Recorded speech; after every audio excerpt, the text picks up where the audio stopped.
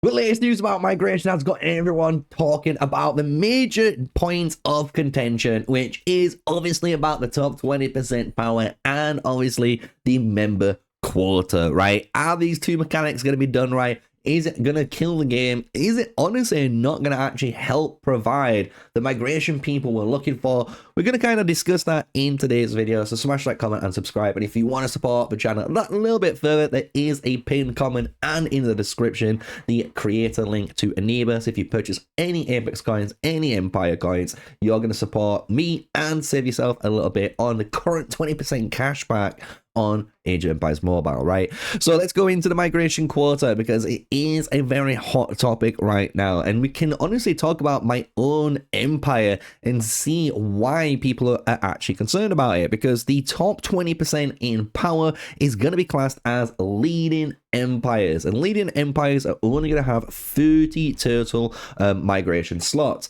No one is honestly caring about that kind of aspect of it. It's the way that it's all being done, right? The empire power will be set based on the historic power of the top 200 players of that empire, and this is where things are going to kind of strike a big chord to people, because the issue is with many empires and maybe some of even the top 20% kingdoms, in just terms of power, they're going to have players that are just not playing the game anymore, right? And those players are technically pulling down the migration quota limit of that kingdom. And I'm just going to showcase mine just as a good example of this, because I'm not saying we have many of these players, but I can imagine other empires do, right? Because this is a widespread problem. It's not just an isolated empire, problem. This is actually hitting so many different empires, because you can see there's guys that just ain't in alliances anymore that have been removed because they don't play the game, right? And they haven't joined one.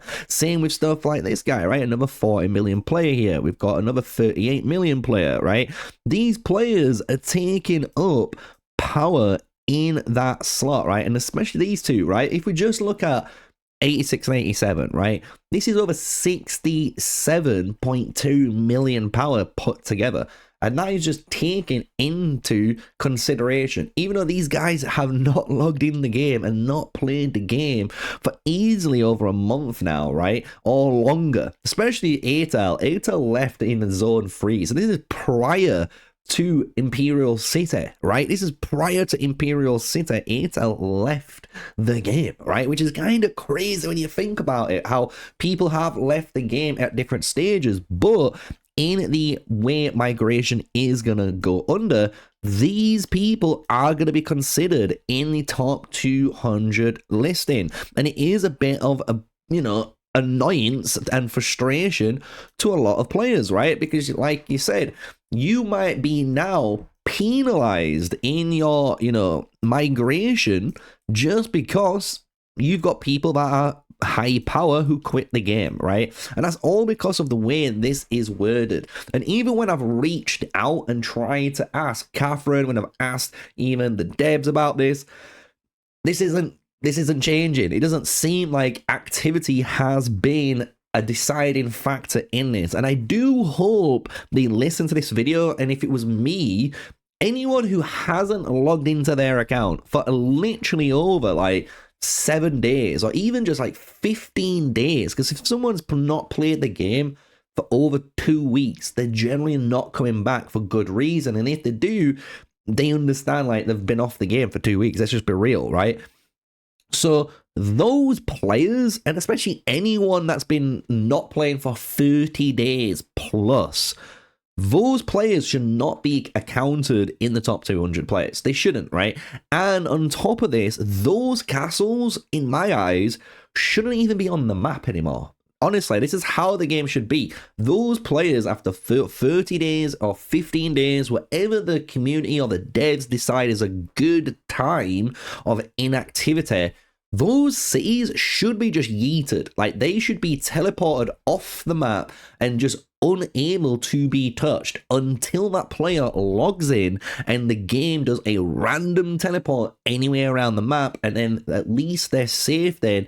And on top of that, they're not contributing to the top 200 players, man, because that is a massive frustration. And you can see even me, right? I'm kind of getting annoyed trying to explain this in the video because it is just why is this happening, right?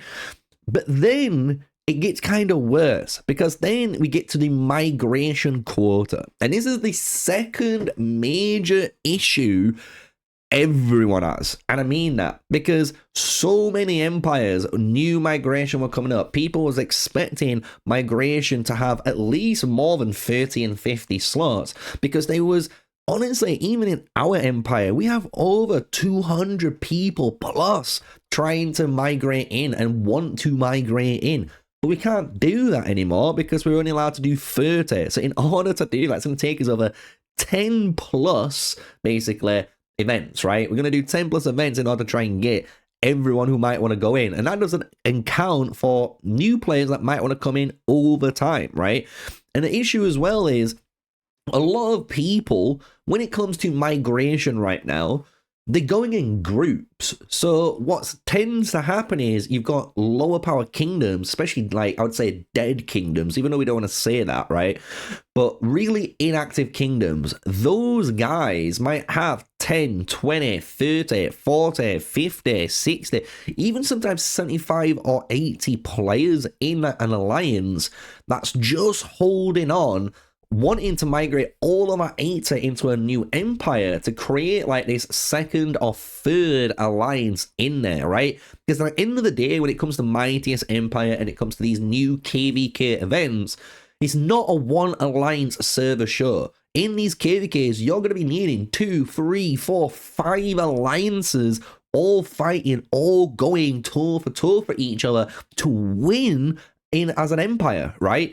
But this 30 migration slot and even the 50 migration slot doesn't allow that. What this kind of does, and this is technically a good point still, even though some people might not like me saying it, what it does do is force a bit of a spread on players. So if you did have an alliance of 150 members, maybe 30 come to Empire 64, 30 go to Empire 42, 30 go to Empire 20, 30 go to Empire 2 or 3, right? You can see where I'm going, right? Where at least this way it spreads out more evenly across all of the servers to allow the servers to start to thrive up over time, which I can see makes sense. But at the same time, this might have been good maybe later down the road, right? Maybe later down the road, once we've had maybe it's our 6th migration or something, maybe they start to see, do you know what?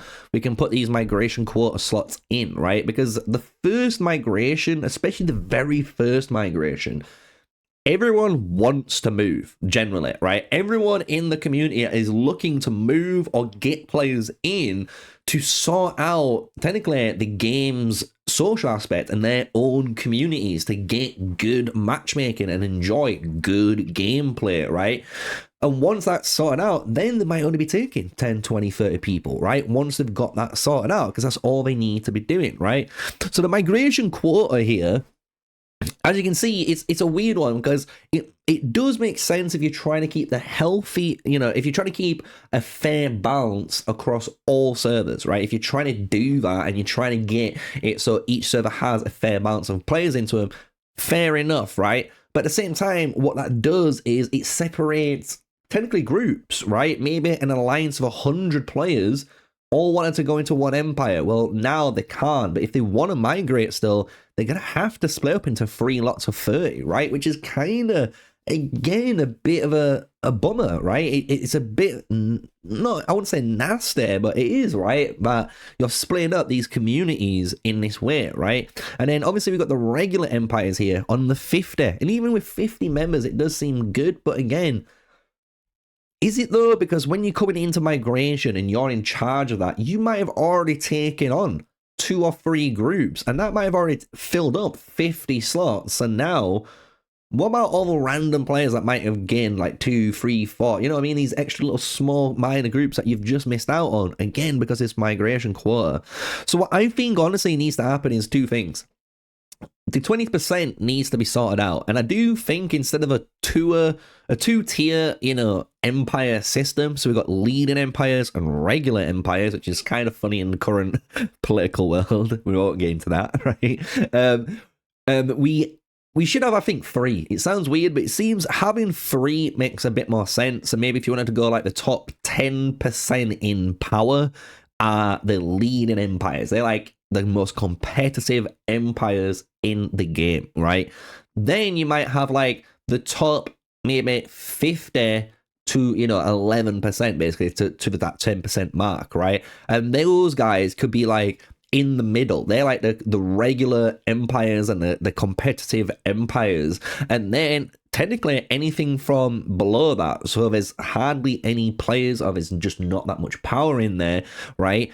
Those empires should be just classed as like, you know, dead empires, shadow empires, or if you want to call them something like that. So they're just empires that are basically dead, not being used, or just inactive. Because the thing is, if you do that, it does allow players then to take advantage of them. Because what it does allow is, for example, me, right? Hypothetical, me, Steve, maybe we get Soundwave, Sonic, right? Some of us, who knows, right? Say we just went, you know what? Shall we start a brand new project? And we just migrated into like Empire, I don't know, 74 or 75, 76, you know, which is maybe a tier 3 kingdom. But by doing that, we get to rebuild completely from scratch. We can take in as many players as we want to then to get to that threshold, to then get the first quota, to then start handpicking and then carry on, right? And it would allow communities and projects to do that then if you have 3 kind of tiers that we can kind of look at and have a decent actual quota set for all 3 of them, right? So the top 20% and the quotas is the main contention. I want to hear your guys' thoughts on it, because obviously you can see we've been talking about it for about 10 minutes now. You can hear my thoughts. Hopefully I've understood and voiced your guys' concerns well enough so the devs can understand our frustrations, especially at the top 200 power is just kind of ridiculous. And then the quota as well being the main 2 points. And don't get me wrong, there could be more issues if you've got your own issues that I haven't brought up in today's video. Put them in the comments, man. Put it in the comments. Your voice hopefully will be heard. That's the point of doing these type of videos, so you guys have a platform where you can actually put, you know, your suggestions, your concern about the game, and hopefully one of the devs who likes this content watches it and reads the comments and understands how players actually feel and not just assume they know the best for us guys, the gamers, right? So hopefully you've enjoyed today's video. It's all been about that migration. Smash a like, comment, and subscribe. Until the next one, stay safe, stay sneaky, guys. Peace out.